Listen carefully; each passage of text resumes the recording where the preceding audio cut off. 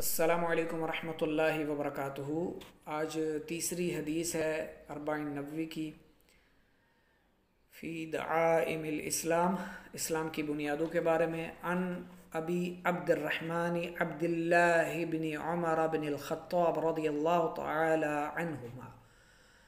अन मतलब से, लेकिन हदीस के साथ जब ये अन आएगा ना तो इसका माना करते हैं उलमा रिवायत है अबी अब्दुर्रहमान अब्दुल्ला इब्न उमर इब्न ख़त्ताब रज़ियल्लाहु अन्हुमा से क़ाला, कहा या फरमाया या बयान करते हैं, समिअतु मैंने सुना,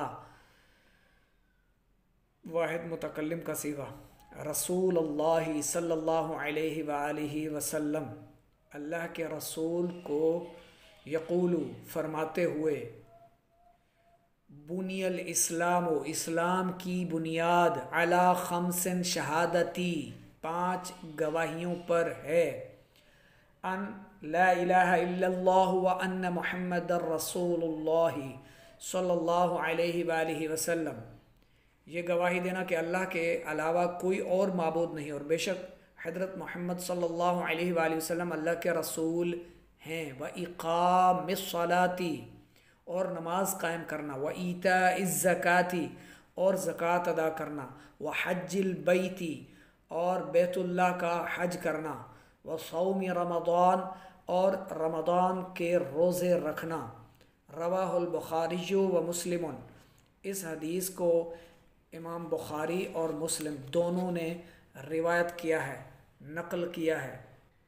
इमाम नबवी रहमतुल्लाह तआला अलैह बयान करते हैं, इस हदीस को इमाम बुखारी अलैह रहमा और इमाम मुस्लिम रहमतुल्लाह अलैह ने रिवायत किया है। बुनिया फ़ेल सीगा वाहिद मुज़क्कर गायब का है, फ़ेल माजी है, मुस्बत मजहूल, सलासी मुजर्रद, नाक़िस, हुरूफ असली बा नून या। व इक़ाम इस्म मुफ़रद नकिरा मुअर्रब मुतमक्किन वाहिद इस्म मस्दर सलासी मज़ीद फ़ी बाब इफ़आल अजवफ़, हुरूफ असलिया इसके क़ाफ वाव मीम। व ईताई इस्म मुफ़रद नकिरा मुअर्रब मुतमक्किन वाहिद इस्म मस्दर सलासी मज़ीद फ़ी बाब इफ़आल महमूज़ुल फ़ा नाक़िस या तशरीह। इस हदीस पाक में चंद उमूर को इस्लामी तालीमात की बुनियाद करार दिया गया।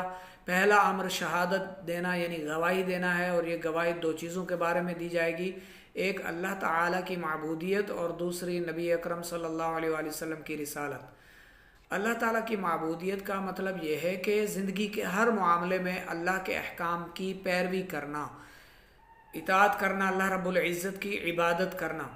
दूसरी नबी अकरम सल्लल्लाहु अलैहि वसल्लम की रिसालत पर ईमान लाने का मतलब यह है कि सिर्फ वो अहकाम अल्लाह का हुक्म शुमार होंगे जिनके बारे में नबी करीम सल्लल्लाहु अलैहि वसल्लम ने ये बताया हो कि ये अल्लाह ताला ने इन बातों का हुक्म दिया है। नमाज कायम करना बुनियादी तौर पर जिस्मानी इबादत है, और इसका मतलब यह है कि नमाज को उसकी तमाम तर शराइत और लवाज़मात के हमरा अदा किया जाए। ज़कात बुनियादी तौर पर माली इबादत है, और इसका मकसद इंसान के दिल से माल दुनिया की मोहब्बत ख़त्म करना और माशरे के गरीब अफराद को बुनियादी ज़रूरियात फ़राहम करना है। इसकी अहमियत का इस बात से अंदाज़ा लगाया जा सकता है कि हज़रत अबू बकर सिद्दीक़ रज़ियल्लाहु ताला अन्हु ने ज़कात की अदायगी से इनकार करने वालों के ख़िलाफ़ बाकायदा तौर पर जंग की थी। हज करना जिस्मानी और माली दोनों तरह की इबादत पर मुश्तमिल है।